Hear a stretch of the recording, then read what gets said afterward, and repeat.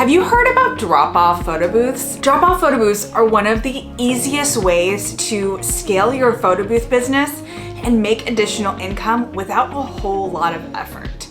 Basically what it is you prepare your photo booth, you drop it off at an event, let it run, and then you come back at a later time to pick it up. It's literally that simple. What I've loved about incorporating drop-off photo booths into my business is that it's been a really easy way to make money, scale my business, and also include my son in the entrepreneurial process and journey. He's able to come and help me set up an event, even though he's only 8, and is able to learn and kind of see firsthand on what it looks like to run an event.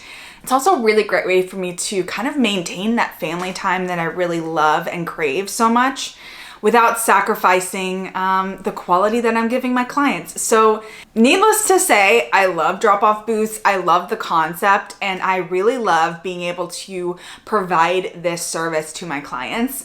But that's not what I'm gonna be talking about today. I'm actually going to be talking about the big mistakes that I see photo booth owners making when they decide to incorporate a drop-off photo booth model into their business.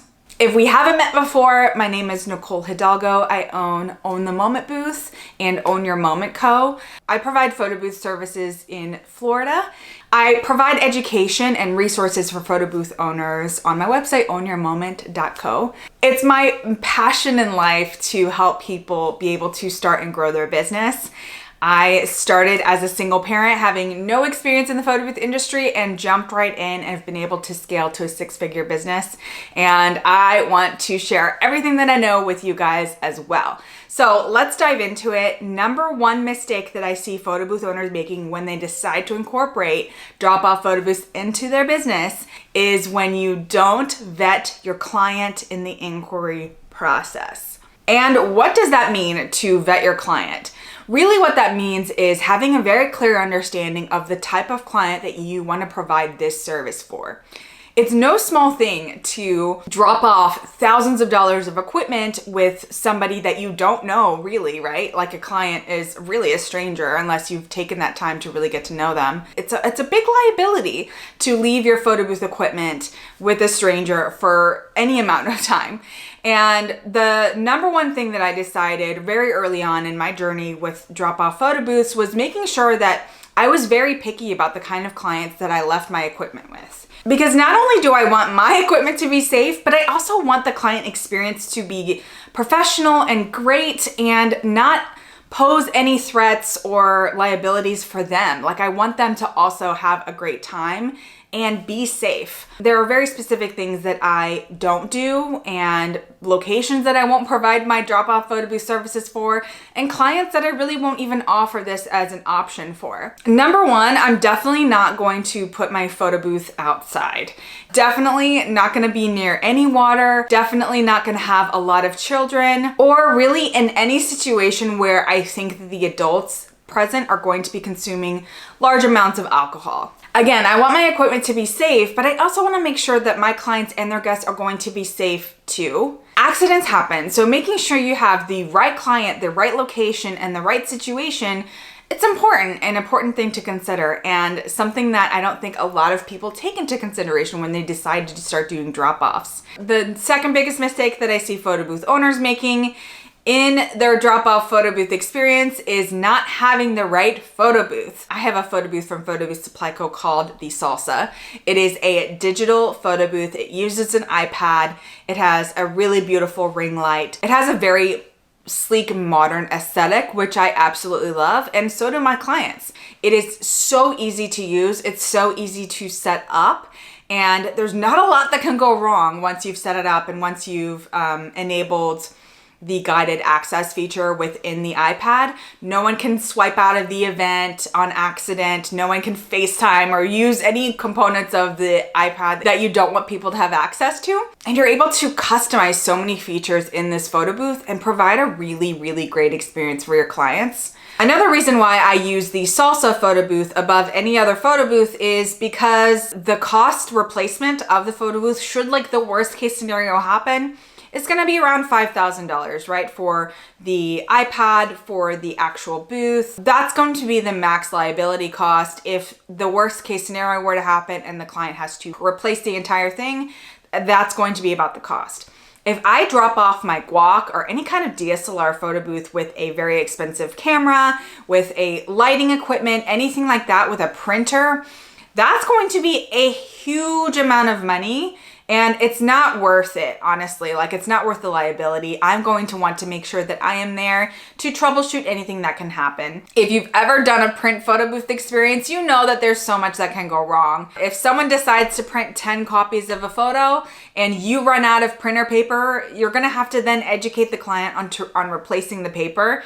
And that's just not the experience that I wanna give my clients. I want my clients to trust that I'm going to completely cover every scenario, and having them work on the booth and replace the paper is not something that is not an experience that I want them to have. So I'm not going to provide prints for a drop-off photo booth experience. I'm not gonna leave my very, very expensive mirrorless camera photo booth experience with them.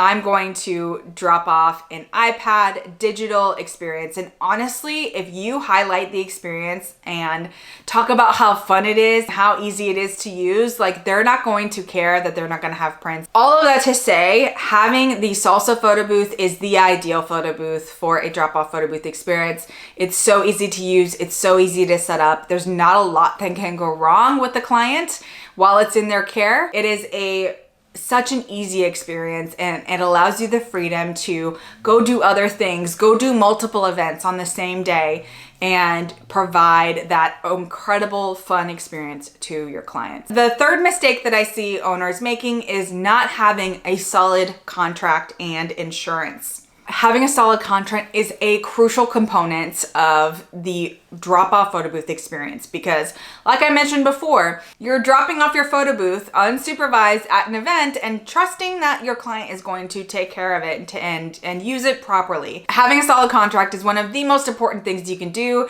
to protect yourself, your equipment, and really your client. It's incredibly important to have a contract that outlines the agreement, what happens if the equipment gets damaged, the service start times, end times, payment terms, what happens if there are technical difficulties or Wi-Fi outages. Everything and anything that can happen should be included in the contract. Ownyourmoment.co, I have a drop-off photo booth that you can check out and review to cover those important situations. So feel free to check that out if you need one for your business. The other part that is incredibly important is insurance. This is something to consider.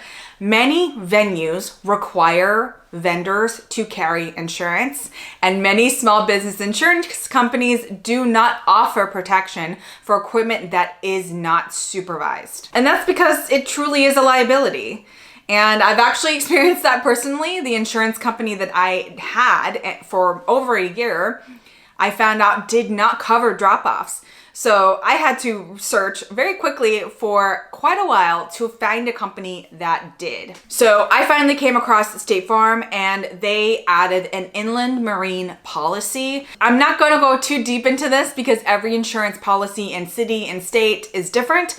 So make sure you talk to your insurance company. Make sure that they can cover your equipment if you are not personally attending to it. And one last thing that you can also do to really cover yourself is by collecting security deposits. So my friends over at the Photo Booth Edit did a blog post about it that I will link below, so you can learn more about that and check that out so you can cover yourselves even above your contract and insurance policies. Another mistake that I see photo booth owners making with their drop-off photo booths is not giving yourself enough time to set up. You have to just make sure that you allot for any kind of issues that can happen, and showing up 10 minutes before the start time is not going to work out for you, especially if you have any kind of Wi-Fi issues. I want to make sure that the venue Wi-Fi is working really well and is sending over client images as they expect it, which is usually within a few minutes or seconds. If that's not working, I want to have a backup of a hotspot that I can leave somewhere so that I can give my client the experience that they're expecting, or communicate the expectation with my client.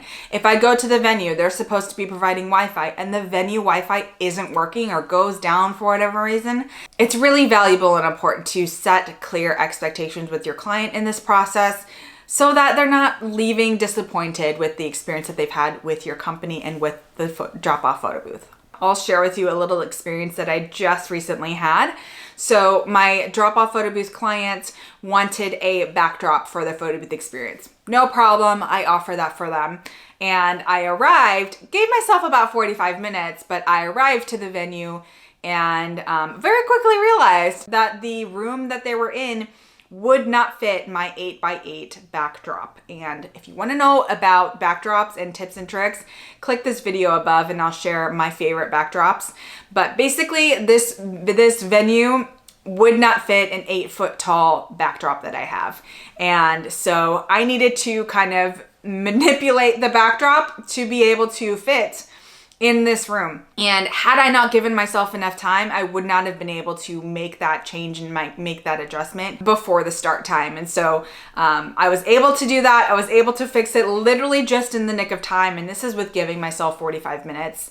Another issue that I ran into at this very same event was that despite my repeated communication about Wi-Fi, there was no Wi-Fi at this venue. So I had to figure out an alternative solution, and it involved connecting to the hotspot of the client's phone. This is another one of those things that you can provide more value by providing a hotspot and charging extra for that, or having a photo booth that has cellular service so that you can have that backup.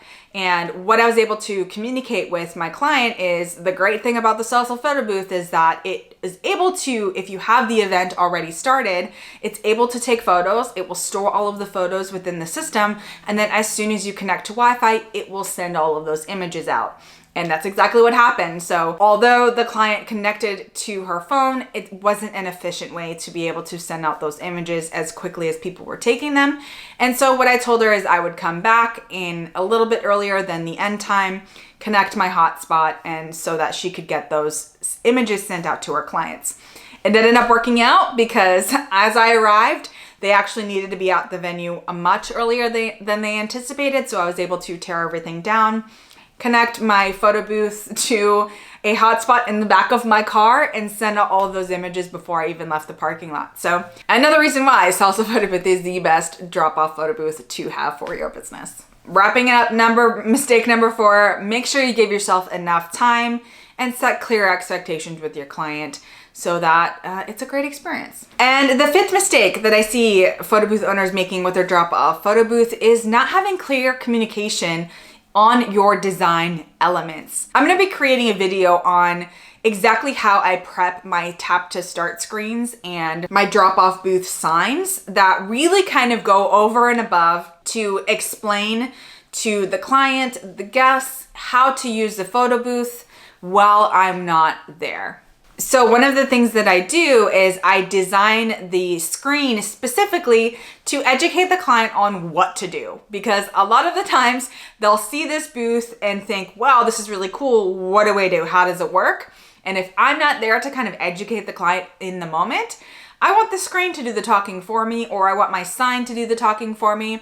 And so what I do is I design the screen specifically to say tap to start and how many photos to pose for. So stay tuned for the next video, which is going to show you exactly how I designed the screen, guiding the guests in what to do. As a recap, mistakes that I see photo booth owners making is not getting the right clients, not vetting their clients in the inquiry process. Number 2, not having the right kind of photo booth equipment and not offering the right kind of a photo booth. Number 3, contract and insurance, making sure that you're covered from any kind of liability and anything that can happen, and really setting clear expectations. And number 4, giving yourself enough time in the setup process so that you're abiding by your contract start times. And number 5 is not having clear communication in your design elements to help your clients have the best experience with the photo booth. You don't want them to come to your booth confused on how to use it. So make sure you have those very, very clear design elements to help them along the way. All right,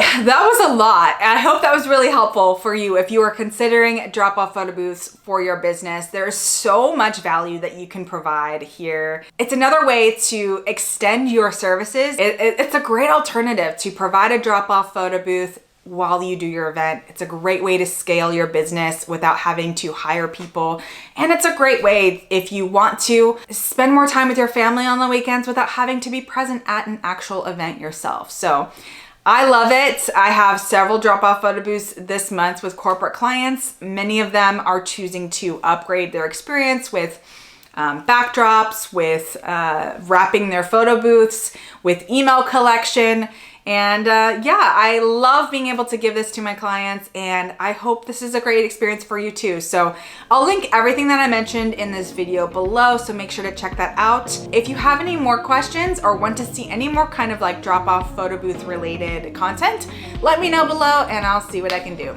Have a great day, guys. We'll see you on the next one.